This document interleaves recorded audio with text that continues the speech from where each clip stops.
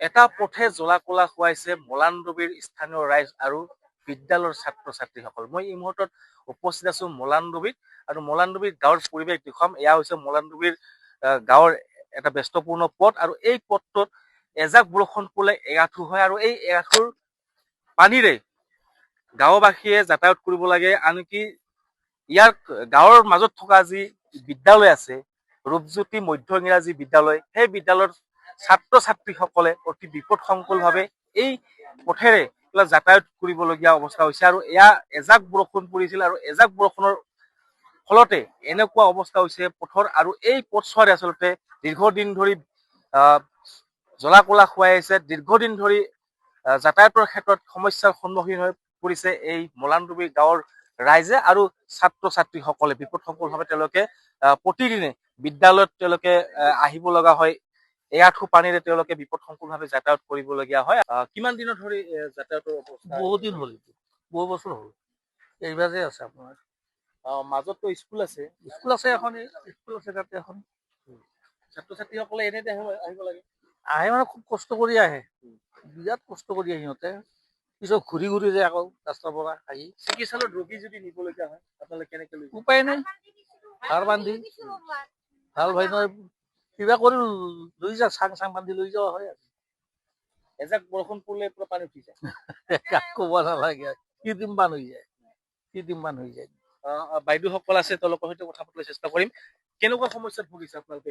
আমি বহুত সমস্যাত ভুগি আছো। যেতিয়া আমাৰ পেচেণ্টৰ কিবা অসুবিধা হয়, আমি যে সোনকালে এখন গাড়ী বিচাৰাম, গাড়ীখনো আহিব নোৱাৰে। এখন এম্বুলেন্স মাতিলে এম্বুলেন্সখনো আহিব নোৱাৰে। আমাৰ ৰোগী নোৱাৰ বহুত অসুবিধা। এখন পিলপিলি যদি আনিব খোজো তথাপি পানীৰ কাৰণে আহিব নোৱাৰে। আমাৰ অসুবিধা হয় পেচেণ্ট লৈ যোৱাতে। আৰু আজিৰ পৰা নহয়, এই ৰাস্তাটা আজি 2001 পৰাই এনে এক কৰি ডাউন আছিল। মানে এই যে ইলেকশন যেতিয়া আহে তখন প্ৰতিনিধিগিলা আহে, আহাৰ পাছত কয় হ'ব দে আমি এক গাড়ী চেনগাড়ী ফেলাই দিম। এই এক গাড়ী ফেলাই দি ইহঁতে গুচি যায়। ভোট জিতাৰ পিছত আৰু আমাৰ খবৰে নলগে। নিৰ্বাচন শেষ হৈ যোৱাৰ পিছত কিবা ৰিজাল্ট হ'ল, ৰিজাল্ট হোৱাৰ পিছত আমাৰ আৰু গাঁৱৰ কি কেনেকুৱা হৈ আছো ন, কি অসুবিধাত ভুগি আছো, কোনোৱে খবৰ ল'বা নাহে। কিন্তু প্ৰতিশ্ৰুতি দিবা আহিব, এজিপি আহিব, অগপ আহিব, কংগ্ৰেছ আহিব। নিৰ্বাচন যোৱাৰ পিছত আৰু কোনোৱে নাহে। মানে নিৰ্বাচনৰ নামত কেৱল চেনগ্ৰেফেল অলপ ফেলাই দিব, নহলে 2 গাড়ী বালা দিব। আমি এইবাৰ কিবা জেলা আহিছিল পঞ্চায়তৰ পৰা, তেতিয়া কৈছিল আমি জিতাইহে ৰাস্তাটা ল'ম। জিতাতো নহল, এজিপি হাৰি গল। এই ৰাস্তাৰ আৰু কোনো সুবিধা নিদিয়ে। হয়, বিভিন্ন সমস্যাৰ সন্মুখীন হৈ গৈছে। আৰু এয়া হৈছে আচলতে এনেদৰে তেওঁলোকে যাবলগীয়া হয়, যাতায়াত কৰিবলগীয়া হয়। বাইকেৰে গ'লে বা খোজকাঢ়ি গ'লে তেওঁলোকে পানীৰ মাজেৰে যাবলগীয়া হয় আৰু এনেদৰে জমৰ জটত ভুগিব লগা হয়। বহুত কষ্টৰে তেওঁলোকে যাতায়াত কৰিবলগীয়া হৈছে।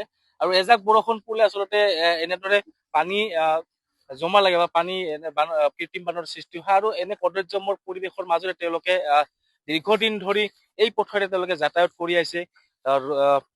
বিদ্যালয়ৰ যি ছাত্ৰ ছাত্ৰীসকল আছে, তেওঁলোকে আচলতে এই বিদ্যালয়খনত তেওঁলোকে এনেদৰে বহু কষ্টৰ মাজেৰে বা তেওঁলোকে এআঁঠু পানীৰ মাজেৰে তেওঁলোকে বিদ্যালয়লৈ যাবলগীয়া হয়। আৰু এনেদৰে দেখিবলৈ পোৱা গৈছে যি কদৰ্যময়, এই কদৰ্যময় পথেৰে তেওঁলোকে ছাত্ৰ ছাত্ৰীসকলে বা ইয়াৰ যি স্থানীয় ৰাইজ আছে তেওঁলোকে যাতায়াত কৰিবলগীয়া হয়। নিৰ্বাচনৰ সময়ত জনপ্ৰতিনিধিসকল আহে ভোট ভিক্ষা খুজিবলৈ, এইখন গাঁৱত আহে, তেওঁলোকে বিভিন্ন প্ৰতিশ্ৰুতি দিয়ে, পথসমূহ নিৰ্মাণৰ কাৰণে প্ৰতিশ্ৰুতি দিয়ে।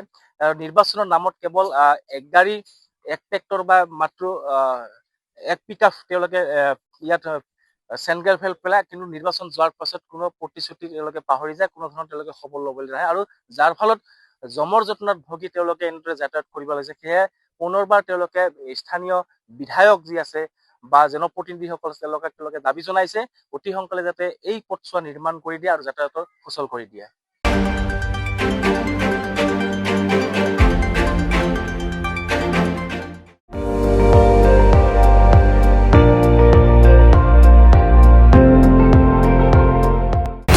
আপুনি চাই আছে ND24, সৰ্বশ্ৰেষ্ঠ নহয় সৰ্বোত্তমৰ দৌৰত।